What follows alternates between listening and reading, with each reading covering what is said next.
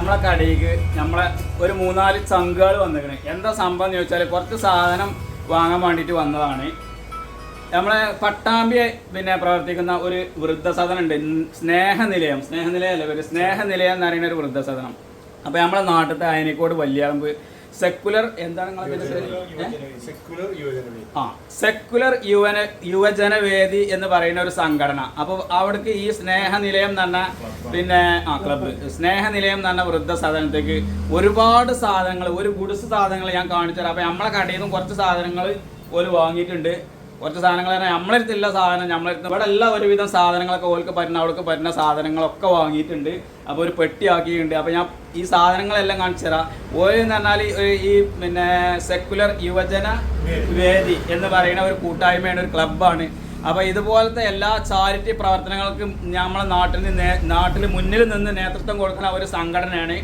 അപ്പോൾ ഇതുപോലത്തെ സംഘടനകളെ നമ്മൾ ചേർത്ത് പിടിക്കണം, സഹായിക്കണം. ഇത് കൊടുക്കണം തന്നെ ഇതുപോലത്തെ ഒരു വൃദ്ധസദനം, ആരോരുമില്ലാത്ത ഉറ്റവരും ഉടയവരും ഇല്ലാത്തവരും ഉള്ളവർ ഒഴിവാക്കിയവരുമായ ഒരു വൃദ്ധസദനമാണ്. ആ വൃദ്ധസദനത്തിൽ നമ്മൾ പോയിട്ടില്ല. അങ്ങനത്തെ വൃദ്ധസദനങ്ങളൊക്കെ ഒന്ന് സന്ദർശിക്കേണ്ട സംഗതി തന്നെയാണ്.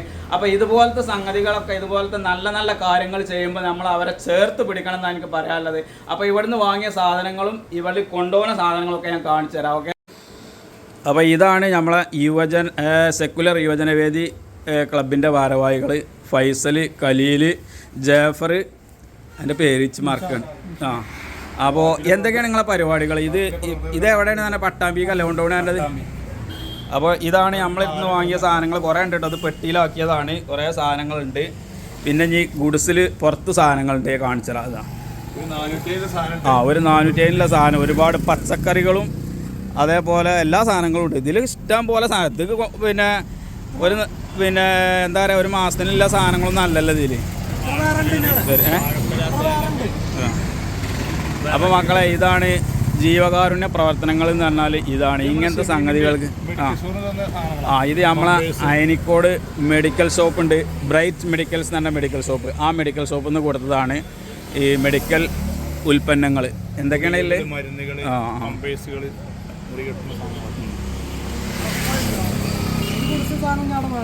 ഒരു ഗുഡ്സ് ഈ വണ്ടിയായിട്ടാണ് പോകുന്നത് 400. അപ്പോൾ ഈ വണ്ടിയല്ല, ഞാൻ ഈ വണ്ടിയായിട്ടാണ് പോകാമെന്ന് കരുതിയാണ് ഇപ്പോൾ ഇങ്ങനെ പറഞ്ഞത്.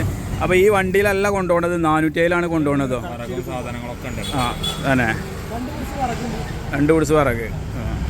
അപ്പോൾ എന്തായാലും നിങ്ങളെ ഇതുപോലത്തെ പരിപാടികൾ എന്തായാലും വിജയിക്കട്ടെ. അപ്പോൾ നിങ്ങൾക്ക് എന്താ പറയാല്ലേ, നിങ്ങളെ സംഘടനയെ പറ്റി എന്താ പറയാല്ലേ? സംഘടന പറ്റി പറഞ്ഞാൽ ഞങ്ങൾ ഈ വർഷത്തെ ഒരു സെക്യൂർ യുവജനവേദിൻ്റെ ക്ലബിൻ്റെ ഇതിൽ വലിയറമ്പ് ഭാഗത്ത് ഞങ്ങളൊരു ഈ ക്ലബിൻ്റെ വരവ് ചെലവ് കണക്കിൻ്റെ ഒരു ജനറൽ ബോഡിൻ്റെ സാഹചര്യത്തിലാണ് ഇങ്ങനെ ഒരു സഹായമായിട്ട് അഭ്യർത്ഥിച്ച് കത്ത് വരുന്ന സാഹചര്യം ഉണ്ടായത്. ആ സാഹചര്യം നമ്മളെ കമ്മിറ്റിയിൽ അവതരിപ്പിച്ച് ജനറൽ ബോഡിയിൽ എല്ലാവരും നാട്ടിലെ ചെറുപ്പക്കാരെല്ലാവരും ഒന്നടങ്കം ഏറ്റെടുക്കുകയും വീട് വീടാന്തരം കത്തടിച്ച് അവരെ അഡ്രസ്സിൽ കത്തടിച്ച് കൊടുക്കുകയും പിന്നെ അത് പ്രകാരം വാഴക്കുലകളും കുമ്പളങ്ങ, കപ്പ, തേങ്ങ, വാഴക്കുലകൾ, ഇങ്ങനത്തെ ഒരുപാട് ചേന, അങ്ങനെ ഒരുപാട് ഉൽപ്പന്നങ്ങൾ, അരി,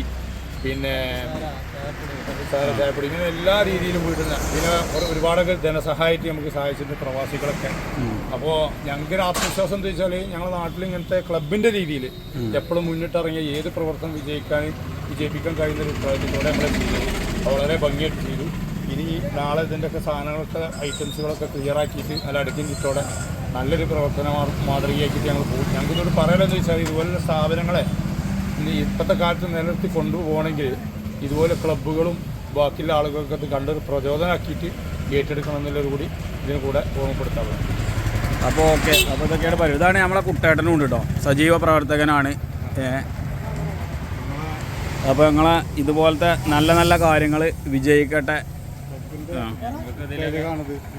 ക്ലബുണ്ടായിട്ട് കാര്യമില്ല, അതിന് ആൾക്കാർ ഇതേമാതിരി മുന്നിട്ടാനും വേണം. എന്തിനും തയ്യാറായ യുവാക്കൾ നമുക്കുണ്ട്. പ്രവാസികളായ ആളുകളെ നമ്മൾ നല്ലോണം സഹായിക്കും ഉത്സാഹമായിട്ട്.